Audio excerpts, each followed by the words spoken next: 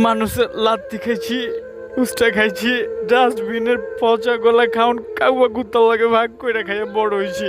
আমার বাপ ক্যাঠায় আমি জানি না, শুনছি আমি যখন কোলে বাপ তখন আরেকটা শাদি করে মহল্লা ছেড়ে গেছে।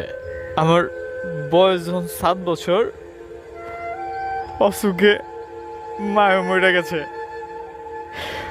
মহল্লার এক চাচা, আল্লাহ তারে বেহেস্ত নসিব করুক, ওই চাচা সারাদিন আমার হলো দোকানে দোকানে সাহায্য চাইয়া মায়ের দাফনের বন্দোবস্ত করছে।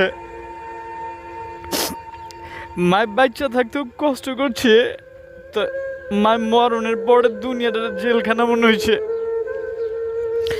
মানুষের লাত্তি খাইছি, উস্টা খাইছি, ডাস্টবিনের পচা গলা খাউন কাউয়া কুত্তার লাগে ভাগ করে খাইয়া বড় হয়েছি।